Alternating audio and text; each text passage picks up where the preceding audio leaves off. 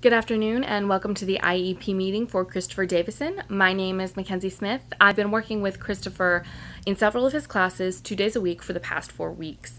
Let's get started with a little information about Christopher. He is a 16-year-old freshman at Winter Springs High School, and he has a specific learning disability called specific language impairment. This means that he struggles with syntax and may need more time to understand new concepts and ideas. Additionally, it means that he struggles with reading comprehension. If an assignment is focused specifically on reading comprehension, then he does better if he can read it aloud. And if it's not specifically focused on reading comprehension, then he does best when he's read to, and he can understand things that way.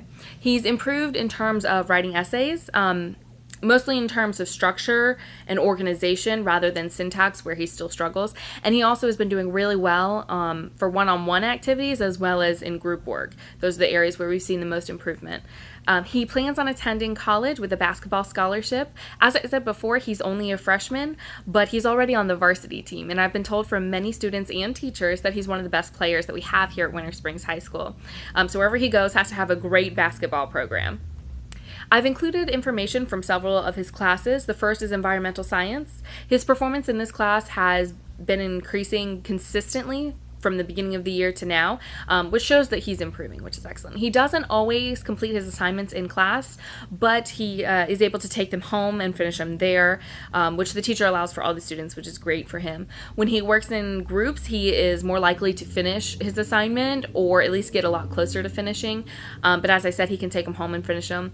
The only problem with his group work is that he is easily distracted by his peers. He's a very social student, so his group work can easily get derailed and move on to other topics. So the teacher has to consistently monitor him and make sure he stays on track in terms of the assignment. Another class he's been working really hard in is English Language Arts.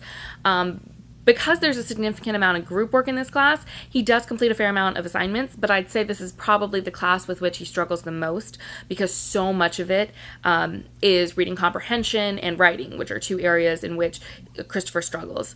The writing portion of this class does present unique obstacles for Christopher in terms of syntax and, as I said before, reading comprehension, but he has improved in his essay writing, in the organization of the essay, not so much in terms of syntax and grammar. We're still working on those areas. But as I said, this teacher implements group work a lot, which is very, very beneficial for Christopher because a lot of his teachers agree that he does best when he's grouped together.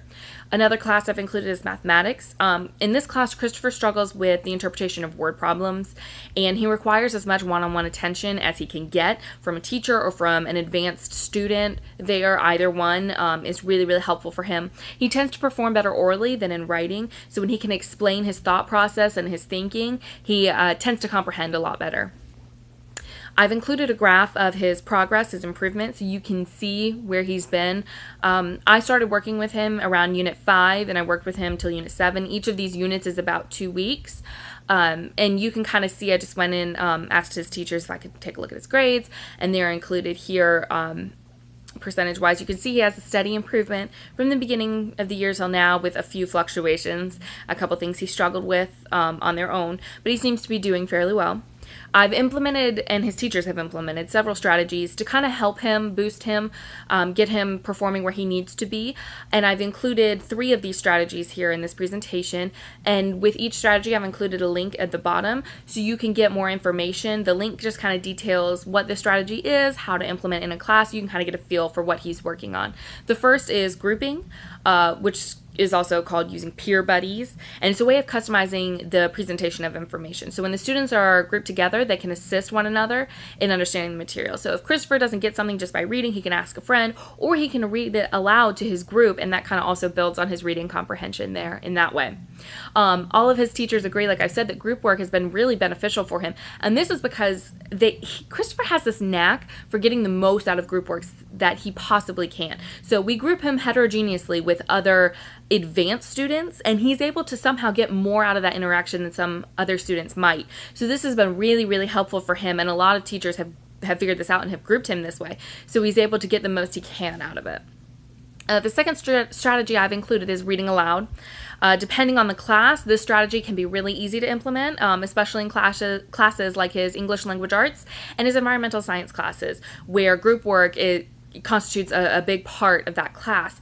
And when you read aloud in a group, it doesn't interrupt the flow of the class. In other classes like mathematics, where it's more direct instruction, it's harder to get to implement this strategy because it would interrupt the way the class is held.